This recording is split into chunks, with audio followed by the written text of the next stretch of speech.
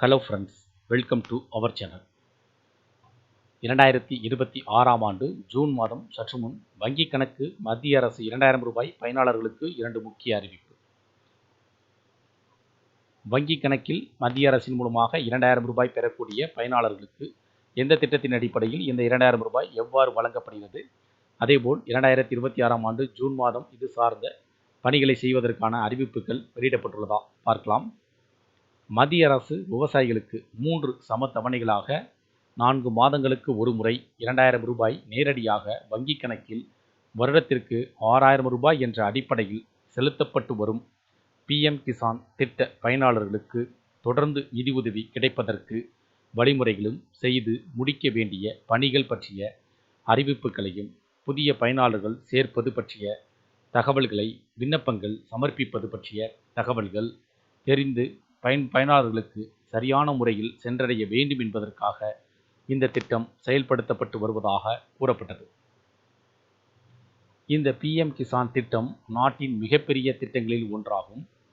PM Kisan திட்டத்தின் கீழ் அரசாங்கம் ஆண்டுதோறும் ரூபாய் 6000 வழங்கி வருகிறது.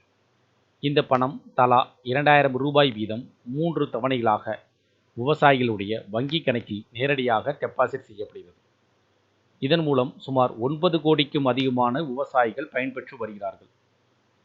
PM கிசான் திட்டத்தின் கீழ் வழங்கப்படும் இந்த நிதி உதவியின் முக்கிய நோக்கம் என்னவென்றால், விவசாயிகள் தங்களின் விவசாய மற்றும் வீட்டு செலவுகளை சமாளிக்க உதவுவதாகும். இந்த தொகை எந்த இடைத்தரகர்களும் இன்றி பயனாளர்களுடைய வங்கி கணக்கிற்கே நேரடியாக வரவு வைக்கப்படுகிறது. PM கிசான் 23வது தவணைக்கு eKYC கட்டாயம்.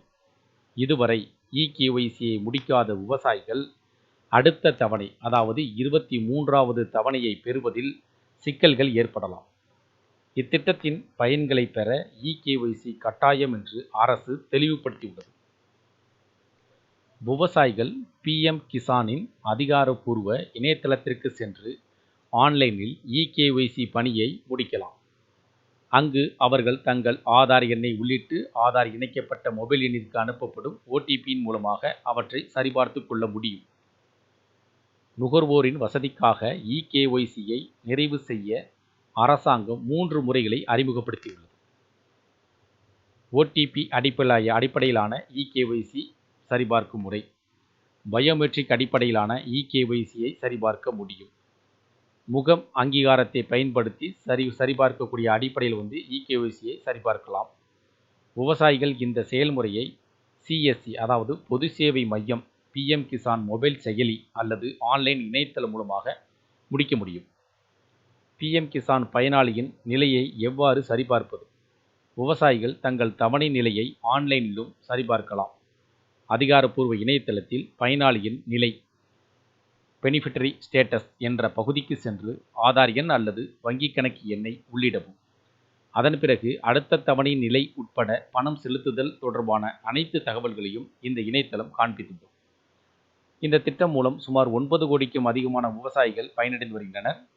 PM கிசான் இணையதளத்தில் உள்ள தகவல்களின்படி இதுவரை 9 கோடிக்கும் அதிகமான விவசாயிகள் இத்திட்டத்தின் மூலம் பயன்பெறும் பல்வேறு தவணைகளில் பயனடைந்து வருகின்றனர்.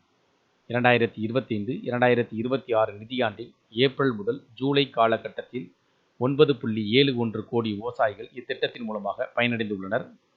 2025-2026 ஆகஸ்ட் நவம்பர் காலகட்டத்தில் 9.35 கோடி விவசாயிகள் நிதியுதவி பெற்றுள்ளனர். மேலும் 2025-2026 டிசம்பர் மார்ச் காலகட்டத்தில் 9.46 கோடிக்கும் அதிகமான விவசாயிகள் வங்கி கணக்கில் பணம் அனுப்பப்பட்டுள்ளது. இதனுடன் ஒப்பிடுகையில் 2024-2025 ஆகஸ்ட் முதல் நவம்பர் காலகட்டத்தில் 9.59 கோடி விவசாயிகள் இத்திட்டத்தின் மூலம் பயனடைவர்.